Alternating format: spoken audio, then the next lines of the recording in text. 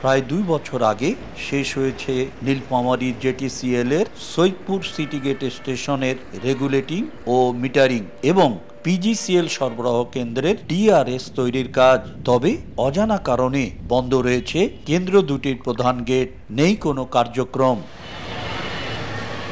এতে গ্যাসের জন্য অপেক্ষার প্রহর আর শেষ হচ্ছে না নীলফামারীর উত্তরা ইপিজেড, সৈয়দপুর রেলওয়ে কারখানা, বিসিক শিল্পনগরী সহ বিভিন্ন ভারী ও মাঝারি শিল্প কারখানার মালিকদের। বাধ্য হয়ে বাইরে থেকে গ্যাস কিনে উৎপাদন চলছে প্রতিষ্ঠানগুলোতে। এখন আমাদের এলপিজি গ্যাস আনার জন্য ঢাকা থেকে আমাদেরকে ট্যাঙ্কে করে গাড়িতে এনে আমাদের শিল্প চালাতে হচ্ছে।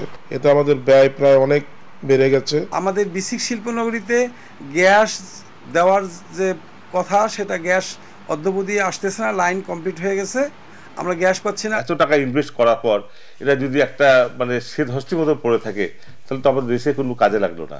সংশ্লিষ্টরা বলছেন দুটি কেন্দ্রেই গ্যাস মজুত আছে।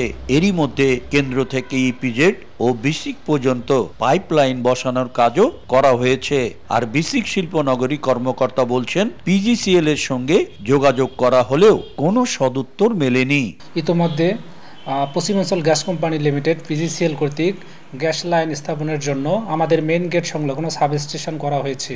এটি প্রায় 2 বছর হয়ে যাচ্ছে, এখনো আমরা আমাদের শিল্পনগরীতে সেই গ্যাস সংযোগ পাই নাই। তবে শীঘ্রই গ্যাস সংযোগ স্থাপনের আশ্বাস জেলা প্রশাসনের। খুব শীঘ্রই হয়তো এই কাজটি হবে। আমরা পশ্চিমাঞ্চল গ্যাস ফিল্ডের সাথে এবং তাদের সাথে কথা বলবো যে যাতে আমাদের এই এলাকার জনমানুষের দাবি প্লাস হলো আমাদের শিল্প প্রতিষ্ঠানের মালিকরা সাফার করছে, যদি গ্যাসটা আমরা পেয়ে যাই তাহলে এই জেলাবাসী খুব উপকৃত হবে। তথ্য মতে কেন্দ্র দুটি থেকে সরবরাহ শুরু হলে প্রতিদিন মিলবে 100 ঘনফুট গ্যাস। শাকির হোসেন বাদল, সময় সংবাদ, নীলফামারী।